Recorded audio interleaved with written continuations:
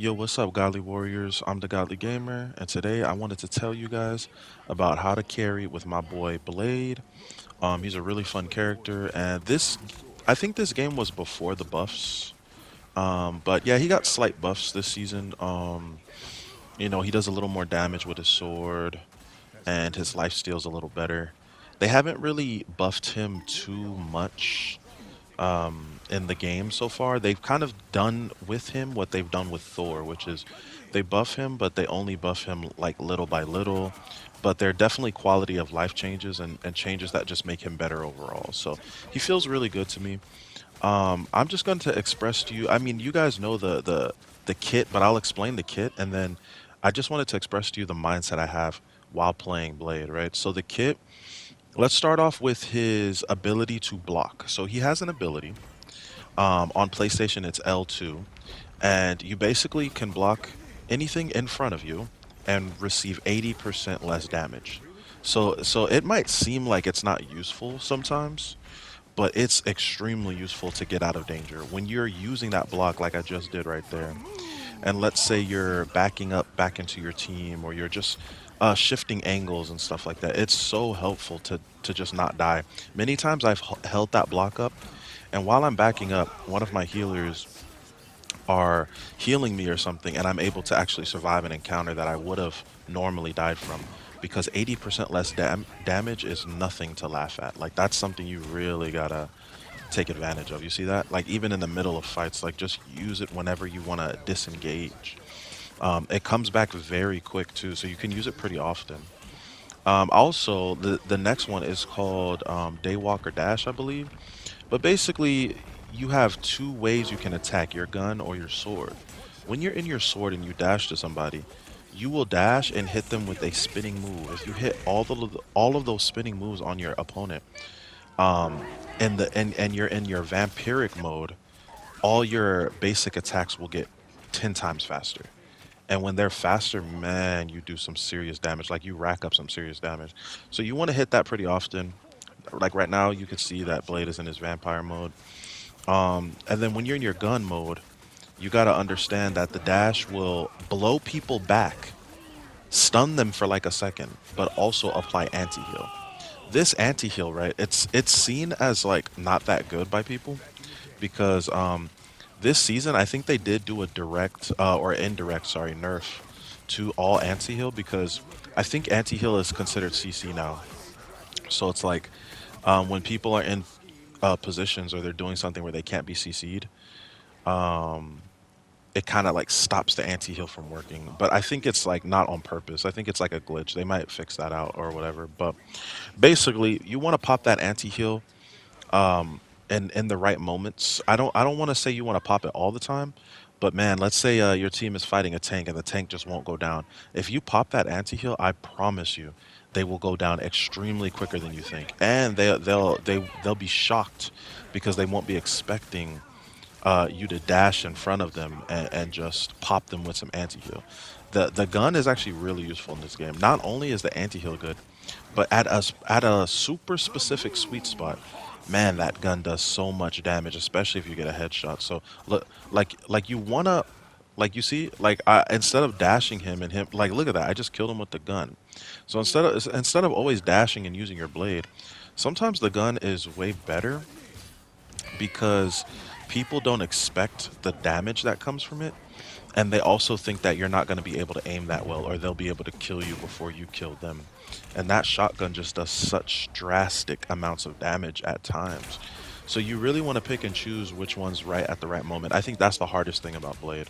If there's anything that you can do, like, if there's anything you can learn about Blade in order, like, to hard carry and to truly master him and do really well in any game, is to switch between blade and gun at the right moments. If you can learn how to do that, if you can learn how to be unpredictable with switching from blade to gun and throwing people off guard, you will really receive a lot of value.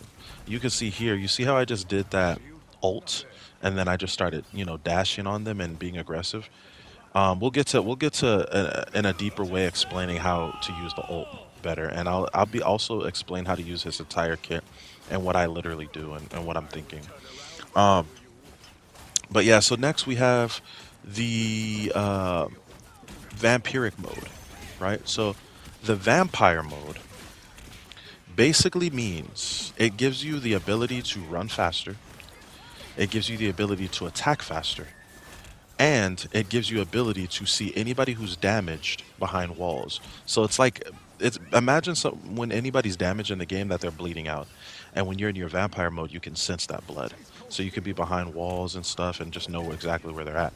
It's very good because what Blade's playstyle is he's an aggressive diver slash flanker. He's supposed to be hyper aggressive. He's supposed to go after those healers and those squishies. He's supposed to really chase them down and hunt them. You know, he's a vampire still. Even though he's half human and even though he's a good guy, he's still a vampire. So you're supposed to really hunt people down, you know? And so the vampire mode is really useful. The only downside to it is that you get healed way less. You get, I believe, I forgot how much, but you get like a good percentage of healing reduction. So people, what they tend to do when they see a blade in vampire mode, if they're a healer, is they tend to actually not heal you as much because they think it's pointless. I want to stress that that couldn't be further from the truth. Like even if your blade is in vampire mode, keep healing him because that is super helpful to him no matter what. But I will say, as a blade, um, just understand that those heals probably won't be coming in your vampire mode, or it'll just be really hard to sustain you. So don't be in a 1v6 in a vampire mode and expect to be sustained. You know, even if you're not in vampire mode, you won't be sustained. But yeah, that is basically all that there is to the vampire mode. So next we have the ult. The ult is basically a fast dash forward in a straight line, but in a triangular shape behind you. His blades will keep cutting, and anybody in that will receive massive amounts of damage. Now, this thing kills extremely fast, but just like if you want to say Moon Knight's ult, it's very easy to not die by it because all you have to do is walk out. I would say Moon Knight's ult is a little bit stronger now, and so it's in a position where you can actually still get a lot of kills with it. With Blade's ult, you can still get a lot of kills with it. You just really need to use it intelligently and with brain power. Like you need to use it without like you can't be obvious. You can't just be in front of people like, yeah, I'm going to use my ult and holding it. You have to really come from angles behind people, make sure you get it, you use it in hallways and stuff like that, and really use it at the right times to to get extreme value from it. Um, when it hits people, it also applies anti-heal. So everybody that it hits is way easier to kill. So my thing is like, as you can see in this gameplay, as soon as I did my ult right there, I just get very aggressive with the people that got hit by it and make sure that they stay dead, you know? Because they're gonna still be trying to dodge you and move around. It's really think about Blade's ult as more of a distraction tool and a weakening tool instead of a final hit tool, right? It's not to get you those final hits. It will get you final hits if you just keep using it, but it's more for distracting and weakening. And while they're distracted and weakening, you start getting very aggressive with them. It's very hard to um, get away from a blade who's playing like that. I'll just put it like that. It's very hard to do that. So this season, I actually hit number 74 so far. I don't know what I'm at now, but last time I checked, it was number 74 on the top 100 blades on console. So on PlayStation specifically. So I'm like getting better and better with Blade, and I'm just discovering all these things. So my mindset when I'm playing Blade, right, is to be a hunter and to play aggressively. My mindset is I'm always going for the healers. Now I think all DPS should be thinking like this, but in reality, a lot of DPS don't do it. You know, um, it just is what it is. But for me, I'm thinking, look, I really need to take out those healers because I want my team to be able to push and win every team fight. And so I have to aggressively attack healers. Sometimes those healers are smart. So sometimes you can't just run in recklessly. You have to change up the flank routes that you're going through. You have to come at them at the right moment. Sometimes I turn on my vampire mode, I go and I hide somewhere, and then right when the rest of the team is focused on my team, I just go for those healers right away. And then all of a sudden the healers are struggling with me, I'm fighting them, and then while I'm fighting them my team is fighting the rest of their team. So I like to be that person that's distracting and weakening their team, and I like to be the person that's aggressively attacking the healers as Blade. I think that's where he gets the most value. I think that's where he shines the most. And then after you attack those healers, you go ahead and you do damage to the tanks. Blade in his vampiric mode is actually very destructive to tanks, and his anti-heal is very destructive to tanks. It kills them really, really well. So you want to make sure you don't just only attack healers, but I feel like that is my biggest priority when I'm in a game with Blade. I also figured out over like playing him a lot is his vampiric mode.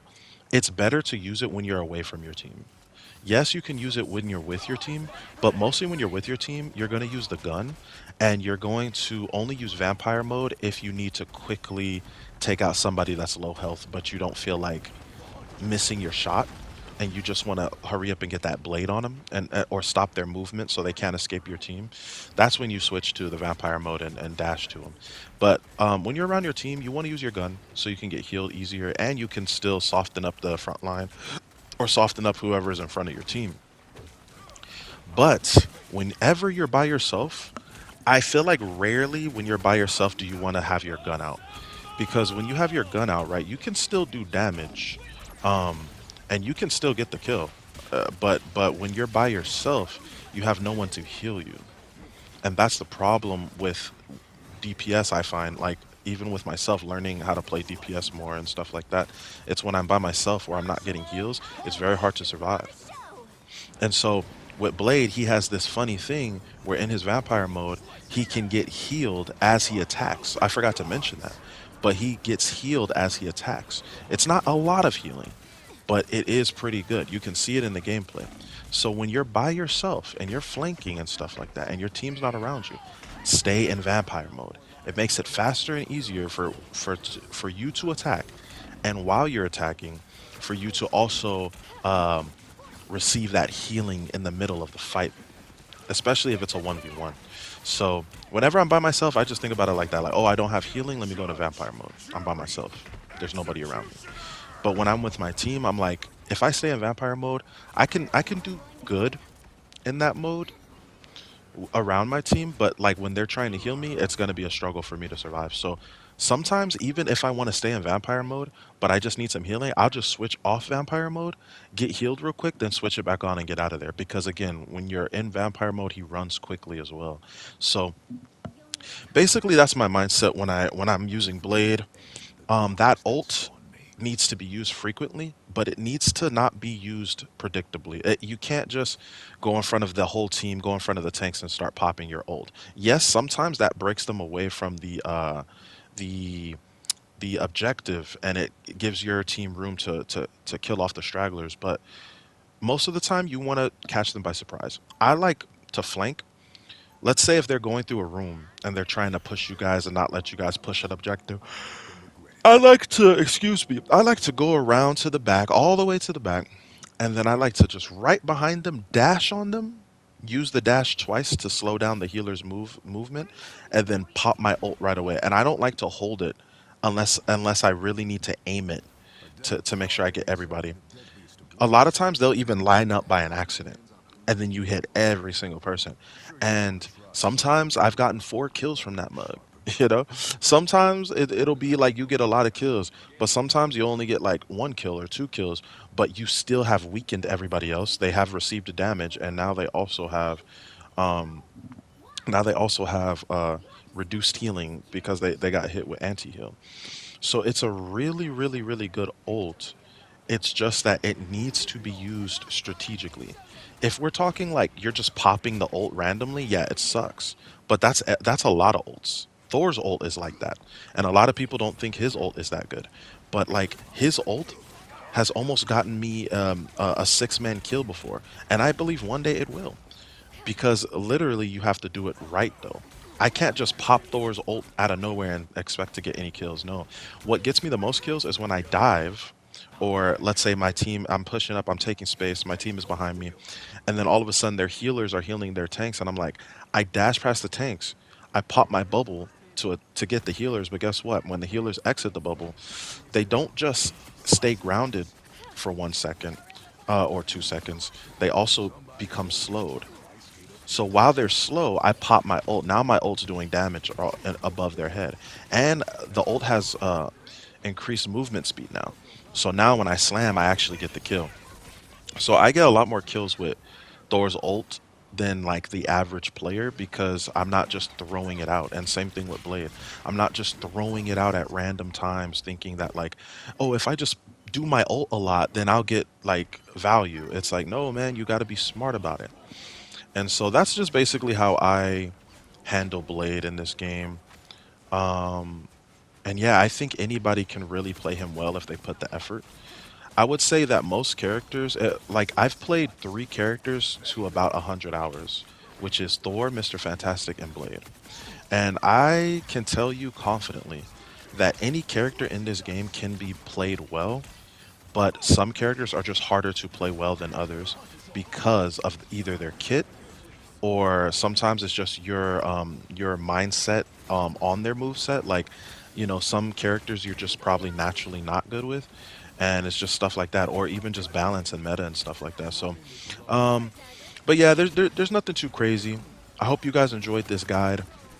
I really just wanted to share with you guys what I think a good Blade player should have in his mindset and what I just do with Blade. But anyway, I appreciate you guys. Once again, I'm the Godly Gamer, um, and I'm a Christian streamer. Thank you guys for watching, and I'll see you in the next one, man. Peace, peace, peace, peace, peace.